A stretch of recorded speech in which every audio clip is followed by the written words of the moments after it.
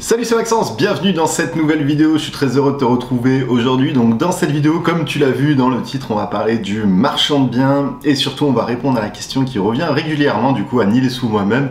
Est-ce que le marchand de biens est mort en 2022 pour 2023 également? Parce que effectivement il y a eu une complexité au niveau de l'obtention du financement en 2022 et peut-être que ça tend aussi à se développer sur 2023 et du coup les personnes qui souhaitaient acquérir leur résidence principale ou investir dans l'immobilier ont eu plus de mal à trouver des financements et du coup c'est ce qui peut éventuellement impacter le marchand de biens. Mais il y a aussi d'autres facteurs qui seront rentrés en compte comme l'énergie, comme pas mal d'autres points également et du coup c'est ce qu'on va essayer de voir dans cette vidéo avec Niels.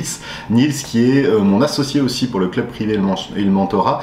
C'est un marchand de biens professionnel qui est aussi en train actuellement de développer un réseau de mandataires spécialisés en marchand de biens et avec lui on a créé ensemble un club privé et un mentorat qui accompagne des personnes à se lancer dans le marchand de biens. Donc si tu as envie de te lancer dans le marchand de biens, de développer tes finances grâce au marchand de biens et de continuer à passer à un niveau supérieur dans l'immobilier, n'hésite pas à regarder dans la description parce que tous les liens seront disponibles et tu pourras prendre un rendez-vous téléphonique avec nous et comme ça permettra d'analyser un petit peu ton projet et si le marchand de biens peut être cohérent et si oui, quelle serait la meilleure solution pour qu'on t'accompagne. Est-ce que c'est via un mini-groupe du club privé ou individuellement avec le mentorat? Et d'ailleurs c'était aussi pendant un live, donc on a fait un live hier soir pendant 2 heures à peu près avec tous les participants du club privé. Il y en a un qui nous a dit, voilà, quel serait un petit peu, enfin, est-ce que le marchand de biens est mort et quels sont les conseils selon vous à nous apporter. Donc on s'était dit avec Niels que ça pourrait être pas mal de vous partager un petit peu cette vidéo et de vous indiquer un petit peu nos pistes de réflexion. Donc dans cette vidéo, on va parler à peu près rapidement des projets actuels de Niels, on va parler des changements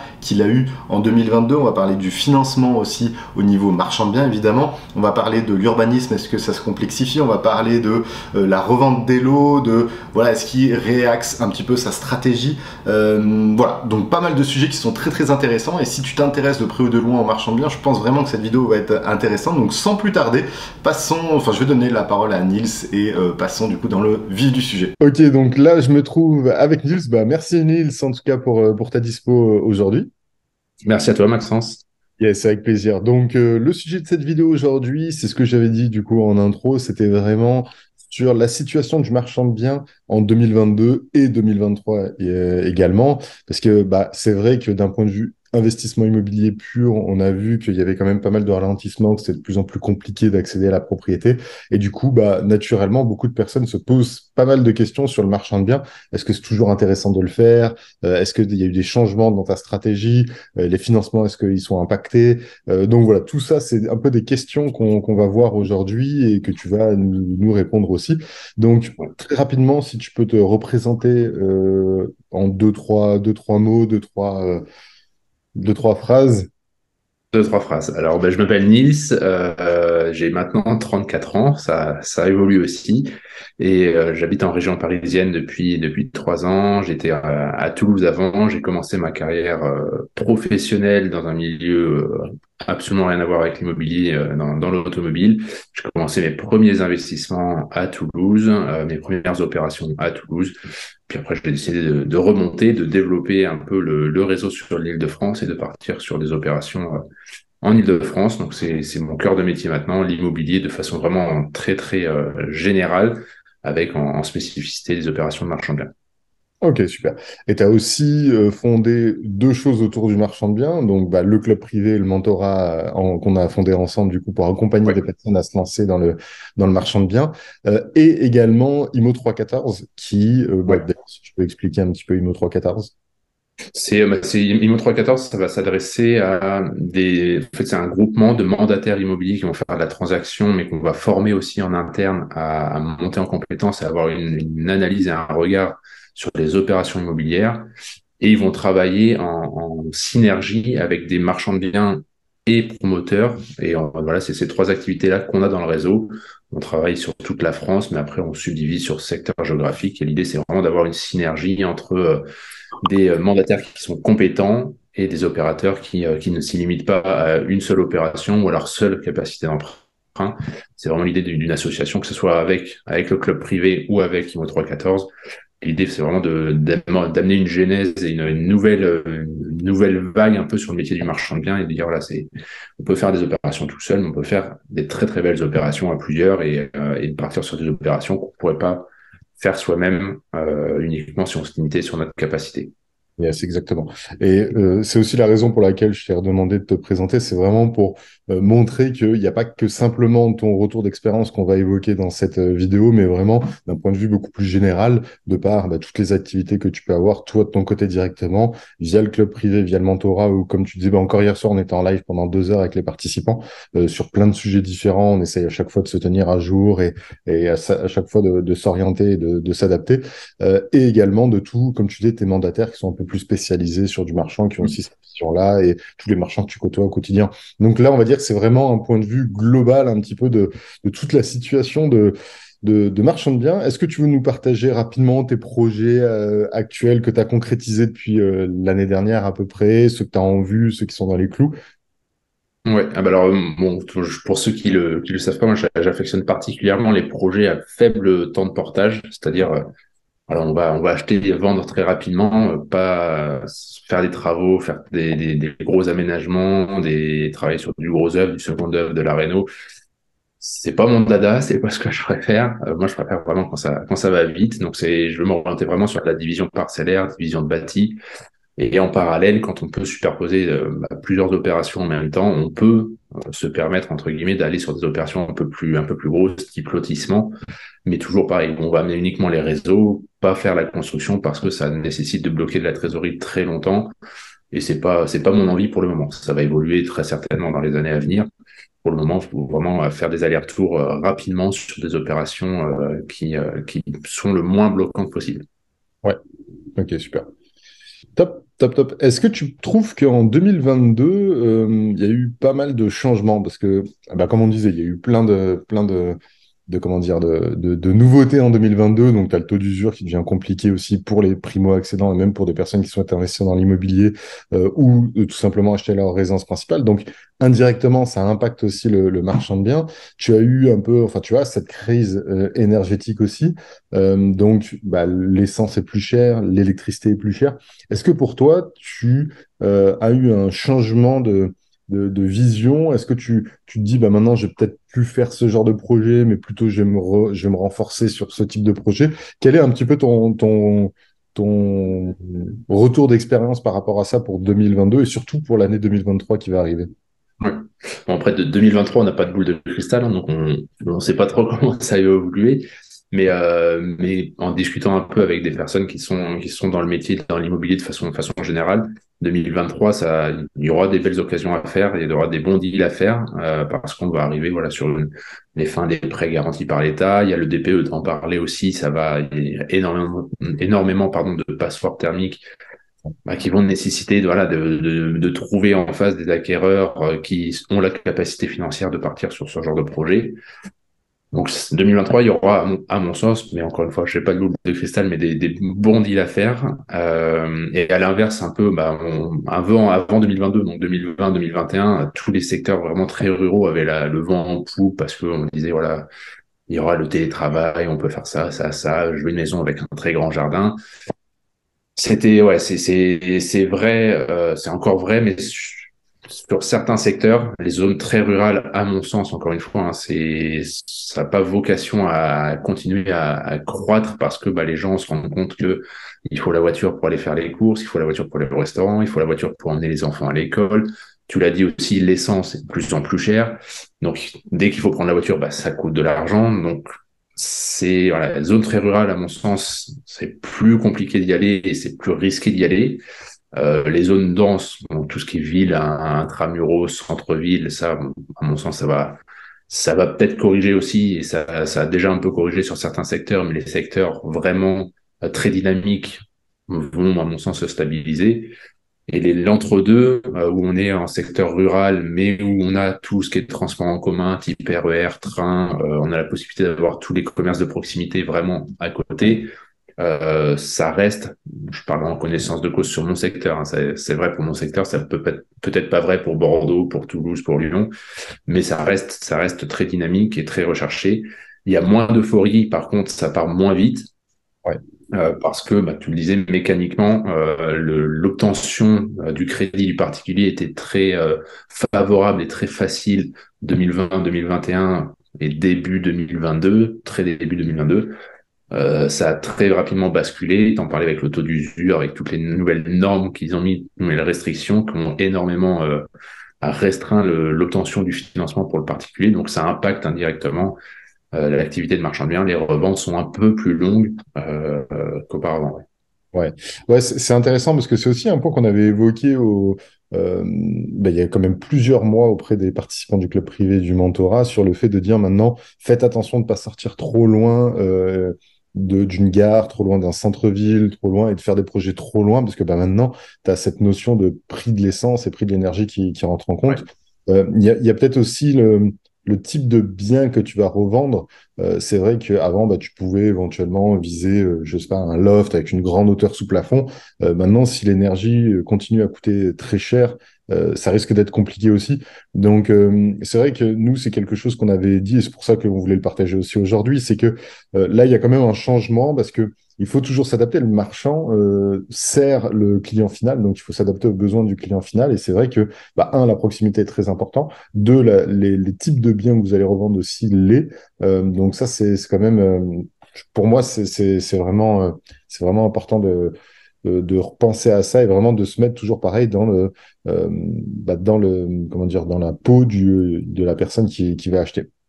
En Ça, parlant de, ouais, c'est un critère qui est indispensable sur l'activité du marchand de biens. C'est vraiment avant de connaître votre secteur qui est aussi important, c'est de savoir à qui vous allez revendre et quelle typologie de biens vous allez revendre. C'est pour moi les trois critères. Qu'est-ce que vous revendez comme type de bien? Est-ce que c'est à rénover, complètement rénové, des gros travaux qu'avec une légère réno? À qui vous allez vendre? Est-ce que c'est du cadre sub, de l'étudiant qui achète, enfin de la famille qui achète pour les étudiants, de l'investisseur? Et vraiment connaître votre marché pour, voilà, est-ce que j'achète le bon prix ou pas? Et là, on a tendance à prendre un peu plus de sécurité. Avant, on était sur des marges à 20-22%. Maintenant, on va majorer un peu le peu de travaux qu'on va faire. Je parle sur mes projets, encore une fois, hein. On va majorer le peu de travaux qu'on va faire et on va minorer un peu le prix de revente pour dire, voilà, OK, si la marge elle est encore cohérente sur ces deux facteurs de sécurité, le projet est OK. ouais, c'est ça. Et comme tu disais, c'est là où il faut prendre plus de précautions sur les estimations que tu vas faire. Toujours, bah, pareil, comme on disait, que ce soit sur le délai d'exécution et délai de réception. Si, par exemple, bah, hier soir, on avait un live avec un maître d'œuvre et il nous disait que oui, tu as certains types de fenêtres, par exemple, qui mettent beaucoup plus de temps à arriver. Donc ça, c'est des délais de portage qui sont bah, plus longs. Donc, est-ce que vous souhaitez quand même le faire et auquel cas, sans connaissance de cause, et il faut le chiffrer, ou est-ce qu'à l'inverse, bah, ça peut vous permettre de changer de décision et de se dire, bah non, finalement, je n'ai pas opté pour cette solution, mais pour une autre qui est peut-être plus rapide. Donc, il y a vraiment cette phase-là au niveau, comme tu disais, travaux, où il faut chiffrer un peu plus en coût et en délai, et les délais entraînent aussi des surcoûts. Au niveau des prix de vente, toujours minoré un petit peu, bah, parce que le taux d'usure fait que tu bloques un petit peu, donc les gens ont peut-être un peu plus tendance à éventuellement négocier un peu pour que ça puisse éventuellement rentrer dans leur enveloppe, les taux qui augmentent aussi. Donc je pense que déjà, si tu joues sur ces deux métriques-là, et surtout de se dire que bah, là, s'il ne se vend pas en 3 jours, c'est peut-être normal, c'est parce que bah, déjà, il y a aussi une incertitude de la part des potentiels acquéreurs. Donc ça ne veut pas dire qu'il n'y en a plus, ça veut dire que ils vont acheter avec plus de précautions, ils vont prendre plus le temps comme tu disais, tu Mm. n'as plus cette euphorie où tu avais 10 offres sur un bien qui est arrivé quand tu le mettais sur le marché. Là, voilà, c'est des choses qui sont plus réfléchies. Donc, c'est toujours à prendre en compte, comme tu disais aussi dans ton business model, avec des délais de portage de projet, donc des délais de réalisation de projet qui sont un peu plus longs. Et je pense que, comme tu l'as bien dit, le maître mot, c'est plus de la précaution, faire attention surévaluer les coûts, sous-évaluer la revente, surévaluer, enfin surallonger, on va dire, les délais. Et c'est ce qui permet si tout ça mis bout à bout reste rentable, ça veut dire que bon, bah, c'est plutôt un bon projet qui est cohérent avec la situation actuelle. C'est ça. Et comme moi, je l'ai dit, hein, je ne fais pas les travaux parce que c'est mon secteur qui veut ça aussi. Hein. Bon, je fais une petite aparté, mais il y a des secteurs où, bien entendu, il va falloir faire les travaux pour valoriser au plus le bien et pour qu'il se vende plus vite. Et après, il y a l'inconnu aussi qu'on a eu sur 2022 où on a eu une flambée des prix des matériaux, des délais des travaux. Donc, c'est encore une fois une incertitude aussi sur ce type de projet où vous allez avoir des travaux. C'est quelque chose qu'il faut bien intégrer aussi. et qui va avoir un impact indirectement sur votre temps de portage. Et tu l'as dit aussi très justement juste avant, là, le taux pour les particuliers augmente. Mécaniquement, le taux pour les pros augmente aussi parce qu'il est indexé sur le Euribor. En général, c'est Euribor plus 3, voire plus 4. Donc, ça va. Le critère frais financiers est bien à prendre en compte. Donc, quand vous avez un crédit sur une opération à 100 000 euros, ça va être minime. Sur une opération à 1 million d'euros, vous levez 1 million d'euros, mais vous avez un taux de 6, 7, 8%. C'est plus la même que quand vous aviez 3, 4, 5%. Les frais vont être beaucoup plus importants et il faut bien l'intégrer dans votre balance. Dire voilà, ok, à l'époque, je pouvais faire l'aller-retour sur 2 mois, 3 mois. Maintenant, les délais vont être un peu plus longs, donc ça va être plus être 6 mois. Et sur les 6 mois, bah, je vais payer plus d'intérêts. Donc, du coup, ça va impacter plus fortement ma balance, la marge aussi. Donc, du coup, c'est quelque chose, c'est un ensemble de facteurs, entre guillemets, qu'il faut prendre en compte pour dire, voilà, ok, si tous les facteurs sont bien, j'ai bien mis mes coefficients de sécurité partout et que j'ai encore ma marge à au moins 20%, on peut y aller. Ok, excellent. Bah, ça permet de faire une belle transition sur le financement. Donc, tu l'as parlé au niveau du taux, qu'il y a également, et c'est normal bah, parce que du coup, c'est aussi calculé sur le taux Euribor. Est-ce que, en termes d'obtention, en termes de conditions, est-ce que tu sens un durcissement ou, à l'inverse, non, c'est pas encore trop impacté par rapport à ça? Dans le sens où, est-ce que les banques aussi vont faire plus attention au projet, plus attention aux porteurs du projet? Plus attention à la marge également. Elles vont essayer de la minorer un petit peu, mettre des coefficients. Quel est ton feeling du coup par rapport au financement actuellement? Alors, bon, je ne vais pas te donner mon feeling, je vais te donner le feeling qu'on a eu notre réseau qui est un peu national et du coup, ça permet d'avoir plusieurs sons de cloche. Il y a des secteurs, oui, où ça ferme clairement un peu plus les portes. Il y a d'autres secteurs où c'est toujours pas impacté. Mais une vision globale, c'est que les banques pro, je vais pas les citer ici, c'est pas l'objet de la vidéo, mais les banques pro ont vraiment la volonté de s'adresser à des pros. Donc c'est pas tiens ce matin je me réveille, j'ai envie de faire marchand de biens et je vais voir une banque pro, le projet il sort 30% de marge, je peux y aller. Non, faut montrer que voilà, on sait ce qu'on fait, on a déjà fait des opérations, on a déjà fait des deals, on a déjà fait des achats-reventes, on maîtrise notre sujet, on est professionnel de l'immobilier et ça, les banques vont avoir tendance à vraiment rechercher cette typologie de clients pour bah, s'assurer derrière qu'il n'y a pas de problème sur le projet et que le projet ira bien à terme. Donc Mm. c'est à mon sens quelque chose de bénéfique. Après avoir du coup si ça restreint trop les conditions d'obtention ou pas, peut-être qu'ils vont réaugmenter leur taux de marge, dire voilà on va peut-être plus aller sur des projets maintenant à 25% de marge. Peut-être que l'apport va passer peut-être de 20 à 30%. Donc ça c'est des choses sur 2023 on peut pas prédire, mais derrière on peut. Je vous dirais là j'ai des projets qui sont en cours d'étude donc, ce sera l'occasion d'une autre vidéo, mais c'est vraiment quelque chose qui évolue tout le temps et c'est à nous, notre métier, vraiment, on se doit de s'adapter à l'environnement extérieur. Il y aura toujours, hein, c'est cyclique l'immobilier, donc il y aura toujours des hausses, des baisses, il y aura toujours des facteurs externes. Tiens, aujourd'hui, c'est le DPE, il y a le taux d'usure. Demain, ça sera les hauteurs minimales dans chaque pièce. Enfin, il y aura toujours des nouveaux critères à prendre en compte et ça sera à nous de nous adapter pour faire en sorte qu'il y ait toujours des projets intéressants qui sortent. Ouais, c'est vrai, un peu comme tu l'as dit à juste titre, c'est que, et je trouve pas que sur le financement, mais maintenant les interlocuteurs veulent s'adresser de plus en plus à des pros bah, parce qu'ils veulent être sûrs qu'il y ait le moins de risques possible. Toujours pareil, dans des périodes d'incertitude comme ça, ce que veut une banque ou n'importe quel pro de l'immobilier, c'est de la sécurité, c'est le fait que ça passe.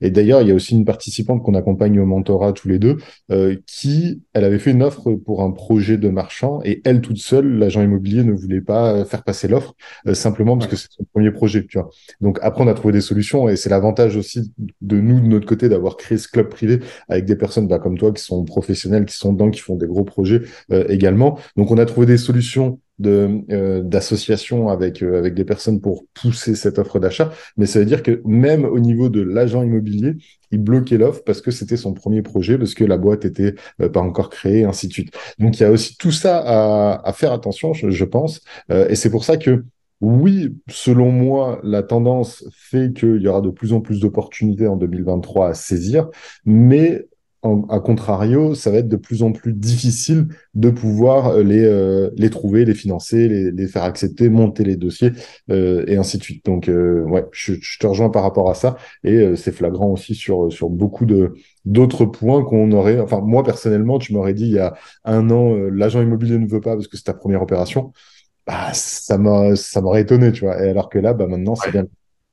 Donc, Non, mais c'est pour ça, ça évolue et on s'adapte toujours. Et encore une fois, toi, si ceux qui vont réussir à passer, entre guillemets, ce creux de vague, bah derrière, ça sera plus facile pour eux parce qu'ils auront montré que, voilà, en période un peu de crise, de difficulté, ils auront toujours réussi à faire des projets, à avoir la capacité à analyser et à s'adapter un peu au marché. Dans les périodes où ça sera un peu plus euphorique, bah, ça sera plus euphorique aussi mécaniquement pour eux parce que ils auront passé ce creux de vague. ouais, exactement. Exactement. Donc Ok. c'est là, faut faire le dos rond et puis attendre que ça passe. Surtout aussi un critère qui est important, c'est être patient et Ouais. pas se dire moi le premier quand il y a pas de projet qui sort, je me dis, putain ça sort pas, bon ouais, je vais aller sur un projet à 15% et puis on va s'adapter. Non, il faut faire le dos rond, patienter, continuer à travailler le terrain, travailler ses contacts, aller faire des visites. Et ça, mais c'est cyclique aussi, ça finira par sortir. C'est pendant peut-être 6 mois, vous allez rien avoir qui rentre, et puis dans les 6 prochains mois, vous allez avoir 3, 4 projets qui vont arriver d'un coup. Et Ouais. ça sera encore une fois à vous de vous adapter et d'adapter les différents jalons d'avancement pour dire, OK, bah, je peux faire les 4 projets parce que c'est différents temps de portage, les différentes durées d'instruction d'urbanisme sur les projets et je peux faire les 4. Ouais, exactement. Exactement. Yes, super. Super, super. Donc, ok, donc ça, c'est cool. Au niveau de l'urbanisme, est-ce que tu as senti, parce que des fois, quand il y a une frénésie pour l'immobilier, l'urbanisme tend à bloquer certaines fois certains projets pour dire, oula, là, ça va un peu trop vite dans le village ou dans la petite ville. On essaie de bloquer un peu les nouveaux projets. Est-ce que toi, dans ton secteur ou même dans le secteur qui sont couverts par IMO 314, t'as senti certains blocages ou pas plus qu'habituellement? Sur mon secteur, globalement, oui. Après, ça, c'est une tendance un peu nationale, mais d'un point de vue division, un peu, la division de bâti a toujours hein, le vent en poupe, mais les permis divisés vont être de plus en plus mis en application sur les communes. Où voilà, avant, quand on divisait du bâti, il y avait la seule contrainte, c'était de respecter le PLU, mais il n'y avait pas forcément de droit de regard de la part de l'urbanisme sur la division de bâti, donc il n'y avait pas d'autorisation en face. De plus en plus de communes mettent en place une autorisation pour avoir ce regard et un peu ce contrôle. Ce qui, à mon sens, est pas déconnant non plus. Hein. Ça permet d'avoir vraiment d'être toujours dans les clous. Ce qui est un peu chiant, entre guillemets, c'est que c'est toujours des délais qui sont très longs, qu'il y a des demandes de pièces complémentaires parce qu'ils ont très régulièrement pas eu le temps d'instruire, donc ils font des demandes de pièces complémentaires. Donc c'est des délais à prendre en compte quand on signe des promesses ou des compromis. Mais globalement, non, il y a des secteurs où les communes tout ça. Enfin, ça dépend vraiment des communes. Ça va pas dépendre des secteurs. Il y a des communes sur mon secteur qui ont vraiment la volonté de densifier, de développer leur commune. À l'inverse, il y a d'autres communes qui vont refuser tous les dossiers. Et ça, on le sait en connaissant son secteur et en disant, voilà, OK, bah, sur cette commune-là, je fais pas de projet, ou Ouais, parce que sur cette commune-là, bah, il y a une révision de PLU et ouais, il y a un sursis à statuer sur toutes les autorisations d'urbanisme parce que la mairie veut pas s'embêter et que là, il bloque tout. Après, légal ou pas légal, ça, c'est propre à chacun, mais derrière, ça permet d'avoir une vision et de savoir, OK, sur cette commune, j'y vais, sur celle-là, j'y vais pas et de petit à petit affiner son spectre de prospection. ouais, ok, super. Et c'est pour ça que c'est important, et ça revient un peu à ce qu'on disait tout à l'heure, le fait de dire que c'est pas parce qu'il n'y a pas de projet qu'il faut rester passif et attendre qu'un projet tombe du ciel. Il y a tout un tas de choses où on peut se renseigner, aller échanger avec d'autres personnes sur le secteur pour voir ce qui se fait, ce qui se fait pas. Typiquement, si l'urbanisme, vous savez pas comment ça se passe, vous pouvez aller voir les agences immobilières du coin, leur parler un peu de vos projets que vous cherchez, voir comment ils réagissent par rapport à ça. Comme tu dis, division de bâti ou autre, ils ont plus tendance à bloquer les projets, à contrôler quand même, ou à l'inverse, ils sont très ouverts à ça. Ça dépend. Et comme tu dis, c'est vraiment propre à chaque commune, à la vision de chaque commune. Il y en a qui veulent vraiment développer la commune, ramener du monde et ainsi de suite. Donc, elles sont enclins aux nouveaux projets. Il y en a d'autres à l'inverse. Des fois, c'est un maire et un petit vieux qui adore son petit village et qui veut pas que ça change. Donc là, c'est plus compliqué. Bon, bah après, c'est vrai que ça varie. Et c'est pour ça que nous, dans le club privé, au moins toutes les 2 semaines, on fait des lives avec des intervenants différents, notamment hier, comme on disait, c'était sur les travaux. mais c'est simplement parce que ça permet d'avoir des informations à l'instant T et de prendre des décisions. Là, il nous a dit, bah voilà, dans tel type de produit, il faut pas miser votre projet en utilisant ce genre de produit, parce que les délais sont trop longs, c'est trop cher, il y a une trop grosse évolution de prix. Par contre, vous pouvez vous orienter là-dessus. Donc, à chaque fois, l'idée, c'est vraiment de ne pas être passif dans ces situations-là, d'être toujours proactif et toujours, bah, surtout important d'entretenir son réseau, parce qu'on ne sait jamais, peut-être que pas maintenant, mais peut-être que dans 3 mois, 6 mois ou 8 mois. Et comme tu dis, bizarrement, c'est que des cycles. Il y aura un cycle où il y aura absolument rien pendant 3, 6 mois, un cycle où il y aura plein de projets, limite trop, et on ne pourra pas tous les faire. Bah, voilà. Mais l'idée, c'est de toujours être alerte et de toujours être actif et réactif quand ça arrive. Ouais. Et comme tu l'as dit, hein, le travail, notre métier, nous, c'est pas uniquement faire des projets. Il y a tout un travail en amont de relationnel à développer, à entretenir. Et il y a il y a plein de communes qui vont apprécier que vous veniez les voir pour avoir leur avis sur le projet que vous allez faire, ou vous avez visité un bien, bah tiens, j'aimerais peut-être faire ça, ça, ça. Qu'est-ce que vous en pensez? Est-ce que c'est OK ou pas OK? Comment vous le voyez-vous? Et elles vont se sentir impliquées dans le projet et valoriser du coup. Donc mécaniquement, c'est quelque chose qui, c'est un cercle vertueux où derrière, tout le monde est gagnant plutôt que de dire là, je vous embête pour être poli et puis je fais ce que je veux. Non, derrière, faut vraiment trouver cette synergie vertueuse entre les différents acteurs qui gravitent autour de notre métier. Ouais, exact. On en a parlé tout à l'heure, mais on va se refaire un petit focus sur ça. C'est sur la revente des lots, parce que ça fait partie du processus du marchand de biens. C'est un peu la consécration, le fait de revendre les lots. Quelle est la tendance par rapport à ça? C'est vrai que tu nous avais dit que bah, les délais étaient peut-être un petit peu plus longs, mais est-ce que toi, tu analyses plus l'acquéreur? Quel est un petit peu ton process ou votre process au sein du réseau pour les potentiels acquéreurs, enfin, de manière globale sur la revente des lots? Quel est un petit peu ton retour d'expérience par rapport à ça? Aujourd'hui, comme on l'a dit, l'obtention du financement pour le particulier est plus compliquée. Donc demain, s'il y a une personne qui me dit, OK, bah moi je prends votre lot. Par contre, j'ai pas fait de simulation, j'ai rien fait, je sais pas si je peux emprunter. Et à côté, il y a une offre sans condition de financement, mais qui est peut-être 10 ou 20 ou 30 000 euros moins cher. Bon, encore une fois, ça va dépendre de votre typologie de projet. Moi, je vais privilégier celle qui est sans condition de financement et où je suis quasiment certain que ça aille au bout.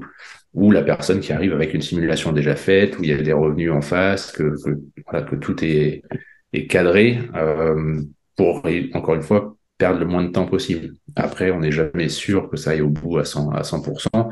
Mais derrière, ouais, prendre le plus de précautions en amont, que ça soit checké par les agents immobiliers avec qui on travaille, checké par les courtiers avec qui on travaille, checké par nous. Derrière, ouais, pareil, c'est des checks qu'on fait, des vérifications qu'on fait pour être quasiment sûr, avoir le plus de certitude possible que le financement aille au bout et que la revente aille au bout à terme. Ok, donc tu vas plus privilégier, par exemple, une offre cash, même si c'est un peu moins cher, plutôt qu'une offre avec plusieurs conditions suspensives, notamment l'obtention du financement. Ah, toujours, mais là, on en revient sur le temps de portage d'un projet. Derrière un financement cash, bah, vous pouvez le signer très rapidement suivant les dispos des notaires, suivant si sur votre commune il y a une DIA ou pas. Un financement, ça peut être 3, 4, 5 mois, suivant la période dans laquelle vous revendez. Vous revendez là à Noël, vous revendez pendant l'été et les vacances d'été. Bah, c'est des périodes qui sont un peu creuses. Au mois de mai, il y a plein de ponts, donc ça fait un mois qui est un peu pas inutile, mais où ça prend beaucoup plus de temps. Donc il y a plein de tranches dans l'année en France où bah, ça fonctionne un peu au ralenti et derrière vous savez que ça peut prendre plus de temps. Maintenant, obtenir un financement en 3 mois, sauf si la personne est un très bon relationnel et que la décision reste en agence et que tout est cadré en amont, en 3 mois ça devient compliqué pour les particuliers. Ouais, ok, ça marche, super. Et dernière question que je vois pour cette vidéo, est-ce que tu penses réorienter ta prospection, le type de projet que tu vas faire? Quelle est un petit peu ta vision par rapport à ça sur un petit peu le bilan 2022? Est-ce que tu as eu une prise de conscience ou une prise de décision en disant, bah tiens, l'année 2023, je vais peut-être plus m'orienter sur ce genre de projet puisque je sais pas, c'est plus rapide, c'est plus cohérent ou autre. Est-ce qu'à l'inverse, il y a des projets que tu avais tendance à faire avant, mais que tu dis, bah non, ça finalement, je le ferai peut-être plus. Quelle est ta vision des choses par rapport à ça pour 2023 du coup? Bah pour 2023, avec le réseau, on a plusieurs projets dans les cartons. Donc du coup, il y a bah, toujours pareil, il y a différents jalons d'avancement. Mais l'idée, moi vraiment ma vision, c'est de toujours faire la même typologie de projet, mais de pas me limiter du tout. Dire, voilà, on prend le maximum de projets qu'on peut faire. Si moi je peux pas le faire à titre perso, je le fais en association avec une autre personne. Si cette autre personne ne peut pas faire, bah, je repasse le projet à quelqu'un d'autre du réseau ou du mentorat ou du club privé. Enfin, ça c'est. Et plus vous allez avoir des connexions autour de vous qui ont la capacité de réaliser des projets ou voilà, qui recherchent cette typologie de projet, plus vous allez pouvoir faire mécaniquement des projets aussi. Donc l'idée vraiment sur 2023, c'est de multiplier le plus possible le nombre de projets, de partir aussi sur des projets qu'on n'avait pas forcément l'habitude de faire, enfin j'avais pas forcément l'habitude de faire. Ça peut être de la surélévation, on a un dossier pour de la surélévation qui est dans les cartons, il faut que ça soit validé par l'urbanisme, mais voilà, c'est plus sur des projets un peu différents, mais qui viennent en complément de projets courts où la trésorerie fonctionne rapidement. On peut se permettre de dire, voilà, il y a un projet qui va bloquer un peu plus la trésorerie parce qu'à côté, j'ai des projets courts, rapides, qui font tourner aussi une fraction de la trésorerie sur ma boîte. Ok, super. Super. Bah, écoute, c'était vraiment très intéressant. Merci beaucoup pour tous ces conseils, pour ce retour d'expérience. C'était vraiment cool. Et de toute façon, bah, je pense qu'on va reprendre des petites séries de vidéos sur le marchand de biens parce que ça va être toujours Plein de intéressant. choses à dire. Ouais, exactement. Voilà du coup pour ce qui était de cette vidéo, en tout cas j'espère qu'elle t'a plu, j'espère que ça a pu t'aiguiller et te donner aussi un petit peu d'optimisme si tu veux te lancer en marchand de biens cette année, parce que voilà, il n'y a pas de mauvais marché immobilier, il n'y a que des mauvais deals, et je pense que si tu t'armes le mieux possible, tu peux passer à travers cette période-là. Et comme le disait aussi Neil, c'est vrai que si tu arrives à montrer que tu passes à travers cette période-là en étant profitable et en faisant les choses bien, et bah du coup c'est ce qui va te permettre d'être encore plus crédible lorsque ce sera des périodes qui seront beaucoup plus simples et beaucoup plus accessibles pour tout le monde. Et du coup, ce que je peux te proposer, toujours pareil, c'est de t'accompagner dans tes premières opérations de marchand de biens avec Nils. Comme je te l'avais dit au début de vidéo, on a un club privé et on a un mentorat où on accompagne des dizaines, voire des centaines de personnes à se lancer en marchand de biens, à devenir professionnels dans ce domaine-là, ou sinon des personnes qui ont commencé à se lancer un petit peu dans le marchand de biens, à décupler leur potentiel et de décupler leur projet de marchand de biens. Donc si ça t'intéresse, n'hésite pas à regarder dans la description, on prend un rendez-vous téléphonique ensemble, et comme ça permet d'échanger un petit peu sur ton projet de te lancer en marchand de biens ou de développer ton activité de marchand de biens, et comme ça on verra comment ce qui est plus adapté pour toi et comment aussi on peut t'accompagner là-dedans. Donc n'hésite pas, le rendez-vous téléphonique est 100% gratuit, donc tu risques rien, on discute pendant une petite demi-heure ensemble. Et moi dans tous les cas, je te dis à très vite pour de prochaines vidéos. J'espère en tout cas que tu as aimé cette vidéo. N'hésite pas à la partager à des personnes qui en sont dans cette phase-là, qui hésitent peut-être à se lancer en marchand de biens mais qui ont des doutes. Je pense que ça peut les aider. N'hésite pas à me dire dans les commentaires si tu as des questions sur le marchand de biens également. Je pourrais refaire pas mal de vidéos avec Nils un petit peu sur ce format-là. Et n'hésite pas du coup à t'abonner et à liker cette vidéo. Sur ce, je te dis à très vite pour de prochaines vidéos. Ciao ciao.